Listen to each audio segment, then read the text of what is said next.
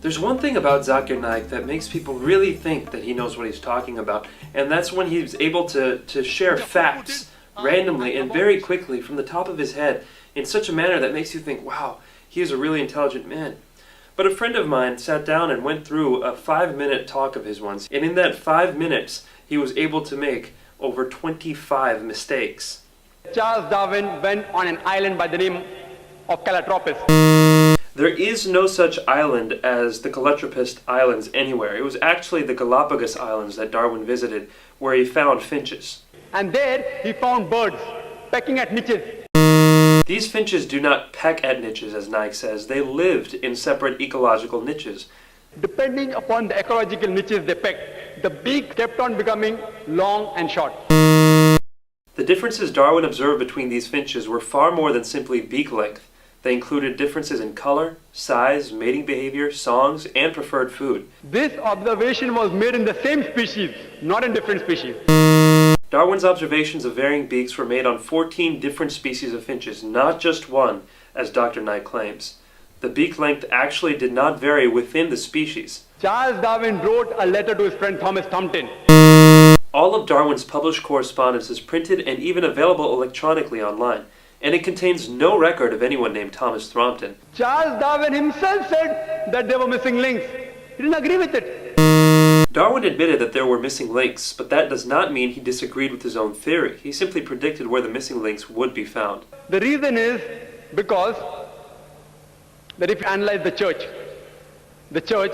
was against science previously. The church was never against science. Almost all the great European scientists of Galileo's time, including Galileo, were devout Christians. People like Newton, Copernicus, Kepler, Boyle, Linnaeus, Pascal were all committed believers in the Bible. And you know the incidents that they sentenced Galileo to death. Galileo, a devout Catholic, was never sentenced to death. He was sentenced to life imprisonment on June 22, 1633, and then that sentence was commuted to house arrest. He died more than 8 years later on the evening of January 8, 1642, of old age. Galileo believed that his theories fit with the Bible, and he wrote a book arguing this based on early interpretations of Christians like Augustine. Naik goes on to make the same false statement 2 more times, but let's only count it as one factual error. So all the scientists, most of them, they support the theory because it went against the Bible, not because it was true.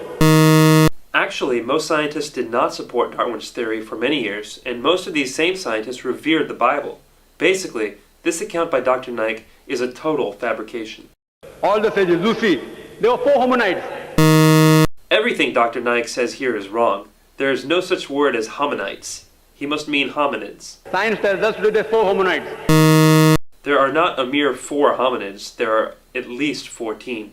First is Lucy, along with its guide Australopithecus. There is no such hominid as Dasnopithecus. Lucy was an Australopithecus afarensis, which died about 3.5 million years, the Ice Age. The Ice Age was not 3 1/3 million years ago. It was between 1.6 million years and 10,000 years ago. Then next came the Homo sapiens, who died about 500,000 years ago. Homo sapiens did not die out 500,000 years ago. You and I, and even Zakir Naik, are Homo sapiens. Then came the Neanderthal man. According to evolutionary theory, Neanderthal man was not on the direct line to modern man, but an Ice Age offshoot. The Neanderthal man, who died 100 to 40,000 years ago. Neanderthal man went extinct 30,000 years ago, not 100 to 40,000 years ago. Then came the 4th stage, the Cro-Magnon. Cro-Magnon man is the same thing as Homo sapiens, which Naik had mentioned as a different earlier species. There is no link at all between these stages. Actually, evolutionary biologists have found many examples of what they claim to be links between these stages. For example, Homo habilis, Homo ergaster, and Homo heidelbergensis. If you know of Sir Albert Georgi, who got the Nobel Prize for inventing the vitamin C. Georgi didn't invent vitamin C, he discovered it. Vitamin C is a naturally occurring substance that doesn't need to be invented. He wrote a book, The Crazy Ape and Man, against Darwin's theory. Albert said Georgi's book was not called The Crazy Ape and Man, but simply The Crazy Ape, and it was not a refutation of evolution, but a sociological commentary. If you know about Rupert Stalbert, this person wrote a new theory of evolution against Darwin's theory. Who is Rupert Stalbert? I can find no trace of anybody with that name. From the apes. If you know of Sir Frank Salisbury, he was a biologist. Naik quotes one unknown person after another. Who is Sir Frank Salisbury? Again, vigorous searching can find no trace of anybody with that name.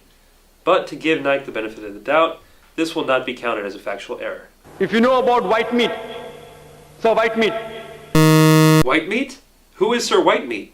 For the fourth time, no trace can be found of anybody with this name. At lower levels, an amoeba, at lower species level, amoeba can change to paramecia. There is no such thing as paramecia. Perhaps he means paramecium. But the evolutionary change of an amoeba to a paramecium is far more dramatic biologically than the relatively small biological difference between apes and humans. According to Francis Crick, who's authority in this field, he said it is unimaginable. There is no such person as Francis Crick. Naik probably means Francis Crick, the co-discoverer of DNA. Francis Crick believes fully in evolution.